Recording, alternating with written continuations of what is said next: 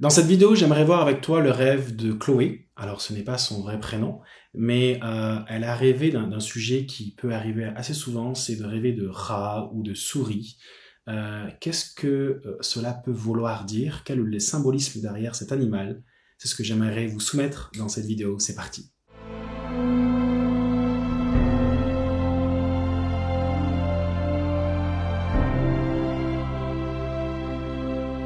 Bonjour, je m'appelle Jérémy et le but de cette chaîne, c'est de vous équiper dans l'habilité à comprendre le langage de Dieu lorsque vous dormez.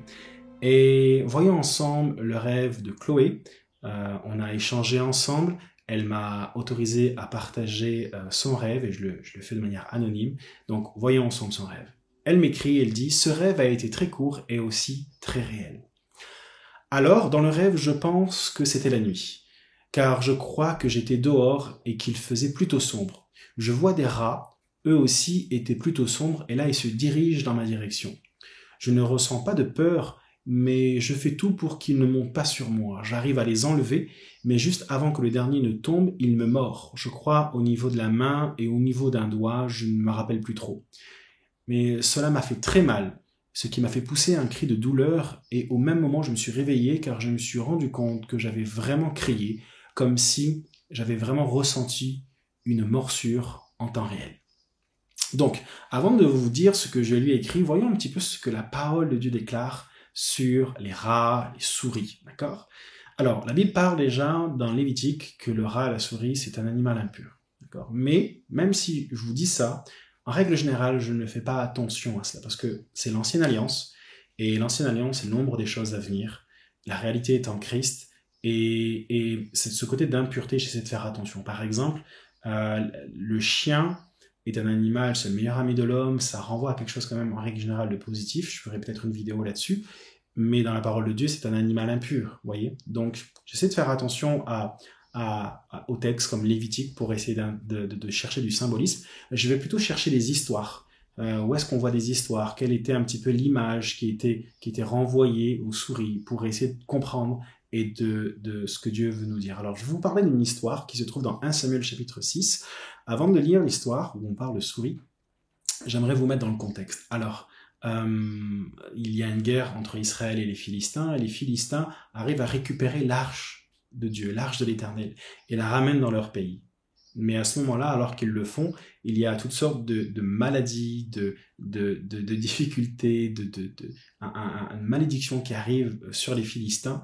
Et à ce moment-là, ils se disent, on ne peut même plus garder l'arche de l'Éternel, il faut absolument qu'on le rende à Israël, mais on ne peut pas le rendre comme ça. On va faire une offrande de culpabilité pour que ça soit accepté, afin que la main de l'Éternel qui pèse sur nous puisse être enlevée. Et donc, il est écrit dans 1 Samuel 6, versets 4 et 5, il est écrit, les Philistins dirent, « Quelle offrande lui ferons-nous » Ils répondirent, « 5 tumeurs d'or et 5 souris d'or, d'après le nombre de princes des Philistins, car une même plaie a été sur vous tous et sur vos princes. Faites des figures de vos tumeurs et des figures de vos souris qui ravagent le pays, et donnez gloire au Dieu d'Israël. Peut-être cessera-t-il d'appesantir sa main sur vous, sur vos dieux et sur votre pays. » Donc on voit là, alors que Dieu vient juger les Philistins, encore une fois on est dans l'Ancienne Alliance, hein, l'ombre des choses à venir, la réalité est en Christ, Nouvelle Alliance, mais on voit là dans ce contexte d'Ancienne Alliance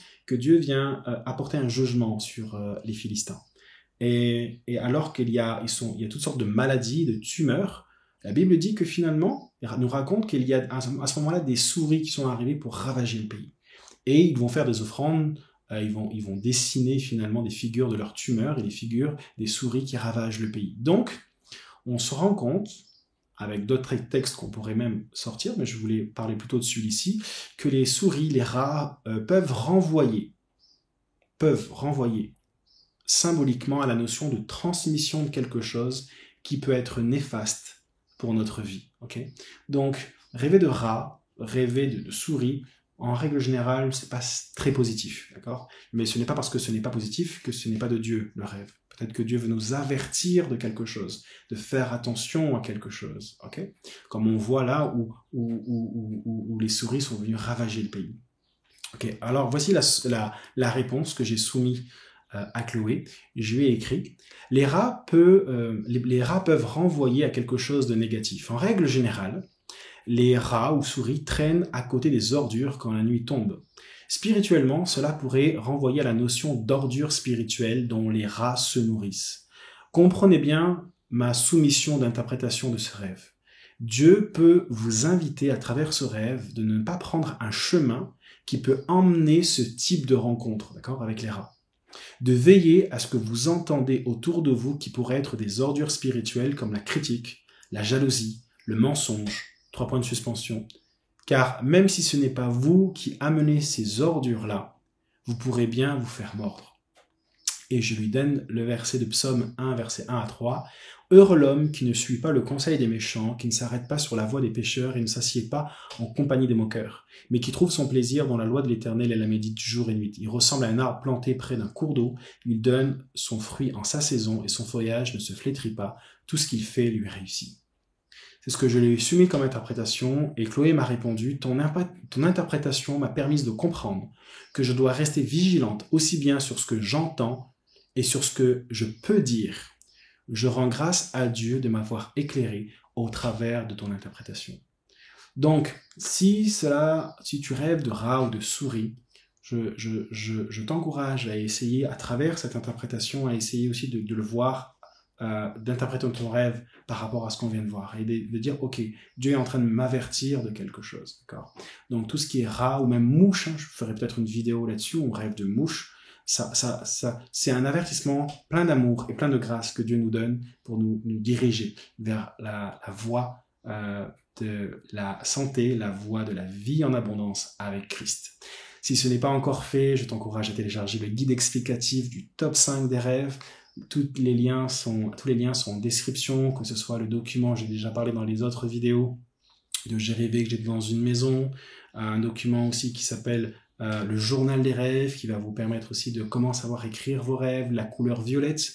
On m'a demandé aussi le symbolisme au niveau des couleurs, j'ai déjà en fait une sur la violette, d'autres arriveront dans les prochains temps. J'espère que cette vidéo vous a béni, n'hésitez pas à m'écrire en commentaire, n'hésitez pas à partager cette vidéo autour de vous, et je prie à ce que le Saint-Esprit vous amène encore plus loin dans la vie de l'Esprit. Soyez bénis.